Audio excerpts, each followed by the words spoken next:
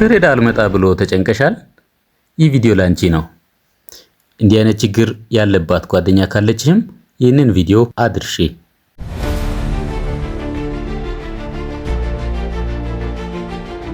ይህ ችግር አመኖሪያ ይባላል። አመኖሪያ ማለት አንዲት ሴት የወር አበባ ማየት ሲገባት ሳታይ ሲቀር ወይም ሲቋረጥባት የሚከሰት የጤና ሁኔታ ነው። አመኖሪያ የሚከሰተው በሰውነታችን ውስጥ የወር አበባ ዑደትን የሚቆጣጠሩት ክፍሎች ማለትም አንጎል፣ ሃይፖታላማስ እና ፒቱታሪ፣ የእንቁላል ከረጢት ወይም ኦቫሪስ እና ማህፀን በተገቢ ሁኔታ ሳይቀናጁ ሲቀር ነው። መንስኤዎቹን በዝርዝር ስናየው አንደኛ የሆርሞን መዛባት ወይም ሆርሞናል ኢምባላንስ ነው። የወር አበባ የሚከሰተው እንደ ኤስትሮጂን እና ፕሮጀስትሮን ያሉ ሆርሞኖች በየወሩ መደበኛ በሆነ መጠን ሲጨምሩና ሲቀንሱ ነው። ይህ ሂደት ሊስተጓጎል የሚችለው የፒቱታሪ እጢ ችግር ሲኖር አንጎል ውስጥ የሚገኘው ይህ እጢ የወር አበባን የሚያዙ ሆርሞኖችን ማመንጨት ሲያቆም ወይም ፕሮላክቲን የተባለውን ሆርሞን ከመጠን በላይ ሲያመርት። ሌላኛው የታይሮይድ እጢ ችግር ሲኖር ነው። የታይሮይድ ሆርሞን ማነስ ወይም መብዛት በሌሎች የመራቢያ ሆርሞኖች ላይ ተጽዕኖ ስለሚያሳድር ነው። ሌላኛው ፒሲኦኤስ ወይም ፖሊሲስቲክ ኦቫሪያን ሲንድረም ነው። በዚህ ሁኔታ የእንቁላል ከረጢት የወንድ ሆርሞኖችን ወይም አንድሮጂንስ ከመጠን በላይ ሲያመርት የሆርሞን መለዋወጥ ሂደት ይቋረጣል። ከዚህ የተነሳ ሆርሞን መዛባቱ አመኖሪያ ያመጣል ማለት ነው። ሌላኛው አመኖሪያ የሚያመጣው የአኗኗር ዘይቤና የአእምሮ ጤና ነው። ሰውነታችን ከፍተኛ ጫና ውስጥ ሲገባ ለመውለድ ዝግጁ አይደለውም የሚል መልእክት ለአንጎል ይልካል። ይህም የወር አበባ እንዲቆም ያደርጋል። ለምሳሌ ከፍተኛ ውጥረት ወይም ስትሬስ በሚኖርበት ጊዜ የሚመረተው ኮርቲሶል የተባለ ሆርሞን የአንጎልን ትዕዛዝ በማስተጓጎል እንቁላል እንዳይመረት ያደርጋል።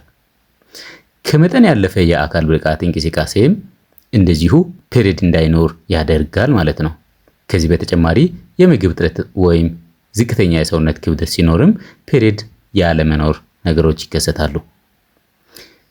ሶስተኛው አመኖሪያን የሚያመጣው ችግር ስትራክቸራል ችግር ወይም አናቶሚካል ፕሮብሌምስ እንላቸዋለን። አንዳንድ ጊዜ ሆርሞኖቹ በትክክል ቢሰሩም በሰውነት አካላት ቅርጽ ወይም አናቶሚካል መዋቅር ምክንያት ደሙ ሊወጣ አይችልም። ለምሳሌ የአፈጣጠር ችግሮች ኮንጀኒታል አኖማሊስ እንላቸዋለን። አንዳንድ ሴቶች ሲወለዱ ማህፀን ወይም የማህፀን በር ሳይኖራቸው ሊወለዱ ይችላሉ። የማህፀን በር መዘጋት ወይም ዝግ የሆነ ድንግልና ካለ ኢምፐርፎሬት ሃይመን እንለዋለን። ደሙ የሚወጣበት ቀዳዳ ተዘግቶ ሲገኝ ደሙ ወደ ውጭ ማውጣት አይችልም ማለት ነው። ከዚህ በተጨማሪ ትራንስቨርስ ቫጃናል ሰፕተም ካለም እንደዚሁ ደም ወደ ውጭ እንዳይወጣ ያግዳል ማለት ነው። ሌላኛው የማህፀን ጠባሳ ወይም አሸርማን ሲንድረም ሲኖር ከቀዶ ጥገና ወይም ከከፍተኛ ኢንፌክሽን በኋላ የማህፀን ውስጥ የሚፈጠር ጠባሳ የወር አበባ ደም የሚመነጭበትን የማህፀን ውስጠኛውን ሽፋን ስለሚጎዳው ፔሪድ እንዳይኖር ወይም ወር አበባ እንዳይኖር ሊያደርግ ይችላል። አራተኛው ተፈጥሯዊና የመድኃኒት ጎንዮሽ ጉዳት ሊሆን ይችላል። ፔሪድ አለመምጣት ነገር ተፈጥሯዊ ወይም የመድኃኒት ጎንዮሽ ጉዳት ሊሆን ይችላል። ለምሳሌ እርግዝና፣ ጡት ማጥባት እና ማረጥ ወቅት ፔሪድ አይኖርም። እነዚህ ተፈጥሯዊ የሆኑ ነገሮች ናቸው። ሌላኛው መድኃኒቶች፣ እርግዝና መከላከያዎች፣ በተለይም ሌሎች የአእምሮ ህመም መድኃኒቶች እና የኬሞቴራፒ ህክምናዎች የወር አበባ ዑደትን ሊያቋርጡ ይችላሉ። በአጭሩ አመኖሪያ የሚከሰተው በሆርሞን መልእክቶች መቋረጥ፣ በአካል ክፍሎች ስትራክቸራል ችግር፣ በሰውነት ላይ በሚደርስ ከፍተኛ ጫና ወይንም ተፈጥሯዊ ምክንያቶች የተነሳ ሊሆን ይችላል። አመኖሪያ አይነቶቹን ስናይ ሁለት የአመኖሪያ አይነቶች አሉ። የመጀመሪያው ፕራይመሪ አመኖሪያ ይባላል። ፕራይመሪ አመኖሪያ የምንለው አንዲት ልጃገረድ ለወር አበባ መድረሻ እድሜዋ ላይ ደርሳ ወር አበባ ማየት ሳትችል ስትቀር ነው። ይህ ሁኔታ በሁለት ከፍለን ማየት እንችላለን። አንደኛው እድሜዋ 15 ዓመት ሆኗት ነገር ግን የወር አበባ ፈጽሞ ካላየች ማለትም ሌሎች የጉርምስና ምልክቶች ቢኖሩም ባይኖሩም። ሁለተኛው እድሜዋ 13 ዓመት ሆኗት ነገር ግን የወር አበባም ሆነ ሌሎች የጉርምስና ምልክቶች ለምሳሌ የጡት ማደግ፣ የብብትና ብልት አካባቢ ፀጉር ማብቀል ካልታዩ፣ ስለዚህ በዚህ ሁኔታዎች ላይ ፕራይመሪ አሜኖሪያ አላት ብለን ምርመራና ሕክምና ያስፈልጋታል ማለት ነው። ፕራይመሪ አሜኖሪያ በተለያዩ ምክንያቶች ሊከሰት ይችላል። በዋናነት በአራት ዘርፎች ከፍለን ማየት እንችላለን። አንደኛው የክሮሞዞም ወይም የዘረመል ችግሮች ጄኔቲክ አብኖርማሊቲስ የምንላቸው፣ ይህ አንደኛው መንስኤ ሲሆን የእንቁላል ከረጢቶች ኦቫሪስ በትክክል እንዳይፈጠሩ ያደርጋል። ለምሳሌ ታርነር ሲንድረም ሴቶች ሊኖራቸው የሚገባው 2 የኤክስ ክሮሞዞም ሲሆን አንዱ ሲጎድል 45 ኤክስ ሆኖ ሲገኝ የሚከሰት ሁኔታ ነው። ሁለተኛው የሆርሞን መቆጣጠሪያ ማዕከላት ወይም ሃይፖታላማስ እና ፒቱታሪ ላይ ያሉ ችግሮች ናቸው። አንጎላችን የወር አበባ እንዲመጣ ትዕዛዝ የሚያስተላልፍበት መንገድ ሲስተጓጎል፣ ለምሳሌ ፋንክሽናል ሃይፖታላሚክ አሜኖሪያ እንለዋለን። ከመጠን ያለፈ የአካል ብቃት እንቅስቃሴ፣ ከፍተኛ የአእምሮ ውጥረት፣ ስትሬስ ወይም የተመጣጠነ የምግብ እጥረት ሲኖር አንጎል ሆርሞን እንዳያመነጭ ያደርጉታል። ሌላኛው ምሳሌ አይዞሌትድ ጎናዶትሮፒን ሪሊዚንግ ሆርሞን ዲፊሸንሲ ወይም የወር አበባን የሚያነቃቃው ሆርሞን ከውልደት ጀምሮ ሳይመረት ሲቀር ነው። ሶስተኛው የመራቢያ አካላት ስትራክቸራል ችግሮች ስትራክቸራል አብኖርማሊቲስ እንላቸዋለን። እዚህ ጋር ሆርሞኖች ጤናማ ሊሆኑ ይችላሉ፣ ነገር ግን የአካል ክፍሎች ስትራክቸራል ችግር አለበት ማለት ነው። የዚህ ምሳሌ ሙሌሪያን ጄኔሲስ የሚባለው አንዲት ሴት ያለ ማህፀን ቱቦ ወይም ያለ ብልት የላይኛው ክፍል ስትወለድ ነው። ሌላኛው የስትራክቸራል ችግር ምሳሌ ኢምፐርፎሬት ሃይመን ወይም ዝግ የሆነ ድንግልና ሲኖር ነው። ደም የሚወጣበት ቀዳዳ ሙሉ በሙሉ በሽፋን ተዘግቶ ሲገኝ፣ በዚህ ጊዜ ደሙ ማህፀን ውስጥ ይከማቻል እንጂ ወደ ውጭ አይፈስም። ሌላኛው ምሳሌ ትራንስቨርስ ቫጃናል ሰፕተም ሲሆን፣ ይህ ደግሞ በብልት ውስጥ የሚገኝ አግዲም ግድግዳ ደም እንዳይወጣ ሲያግድ ነው። አራተኛ መንስኤ ፕራይመሪ አሜኖሪያ የሚያመጣ አራተኛ መንስኤ ሌሎች የጤና እክሎች የምንላቸው ናቸው። ለምሳሌ ፖሊሲስቲክ ኦቫሪያን ሲንድረም ወይም ፒሲኦኤስ አልፎ አልፎ በጉርምስና መጀመሪያ ላይ የወር አበባ ጭራሽ እንዳይመጣ ሊያደርግ ይችላል። የመጀመሪያው አይነት አሜኖሪያ ፕራይመሪ አሜኖሪያ ብለነዋል።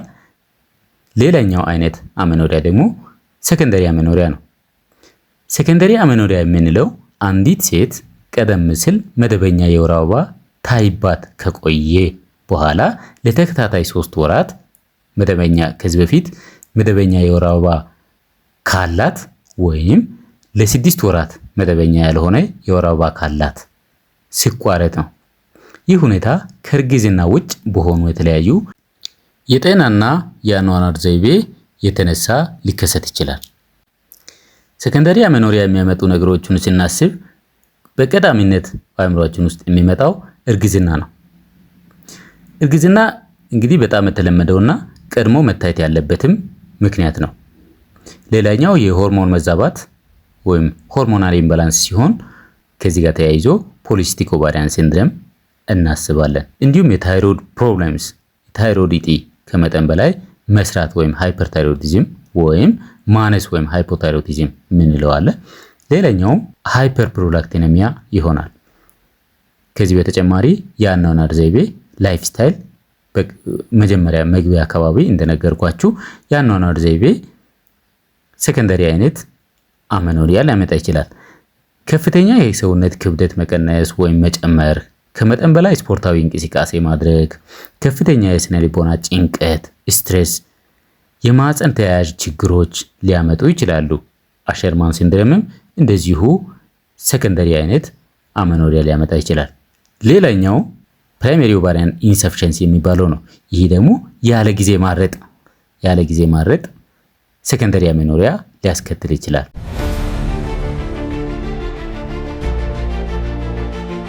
እንግዲህ አሜኖሪያ ያለባት ሴት ላይ ይሄንን ምክንያቱን ማወቅ ሕክምና ከመስጠታችን በፊት ምክንያቱን ማወቅ እጅግ ወሳኝ ነውና ምክንያቱም ለማወቅ የሚከተሉትን ሂደቶች ልንጠቀም እንችላለን። አንደኛው የአካላዊ ምርመራ ፊዚካል ኤግዛሚኔሽን፣ የጡት እድገትና የውጭ የመራቢያ አካላት ሁኔታ ማየት። የደም ምርመራ የሆርሞኖች መጠንን መለካት። ሆርሞኖች ለምሳሌ ኤፍኤስኤች፣ ኤልኤች፣ ቲኤስኤች፣ ፕሮላክቲን እና የመሳሰሉ ሆርሞኖቹን ደም ላይ መለካት። ሌላኛው አልትራሳውንድ ምርመራ ማህፀንና የእንቁላል ከረጢቶች መኖራቸውን እና ቅርጻቸውን ለማረጋገጥ አልትራሳውንድ ምርመራ ሊያስፈልግ ይችላል። ሌላኛው ካሪዮታይፒንግ የክሮሞዞም ችግር ወይም የዘረመል ችግር መኖሩን ከጠረጠርን ካሪዮታይፒንግ ምርመራ ማሰራት ይቻላል። ህክምናውን ስናይ የአመኖሪያ ህክምና እንግዲህ ምክንያቶቹን መሰረት ያደረገ ነው። ምክንያቶቹን አውቆ እነዚያን ምክንያቶቹን በማከም ነው ህክምና የሚሰጠው።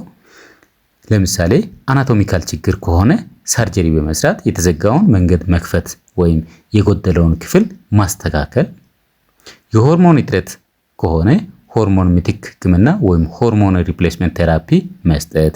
የአኗኗር ዘይቤ ከሆነ አመጋገብን ማስተካከልና ውጥረትን መቀነስ በተመለከተ በቂ ትምህርታዊ መረጃ መስጠት አንዱ ህክምና ይሆናል ማለት ነው። እስከ መጨረሻ ስለተከታተላችሁ እጅግ አድርጌ አመሰግናለሁ። እኔ ዶክተር ጌታሁን እባላለሁ፣ የማህፀንና ጽንስ ህክምና ስፔሻሊስት ሐኪም። ቀጣይ በሌላ ቪዲዮ እስከምንገናኝ ድረስ ሰላም ሁኑልኝ። እወዳችኋለሁ። ገጹን ሰብስክራይብ ማድረግ፣ ለወዳጆቻችሁ ሼር ማድረግ፣ እንዲሁም ጥያቄ፣ ሐሳብ፣ አስተያየት ካላችሁ ኮሜንት ላይ ማስቀመጥ እንዳትረሱ። እላለሁ። እጅግ አድርጌ አመሰግናለሁ። ደህና ሁኑልኝ።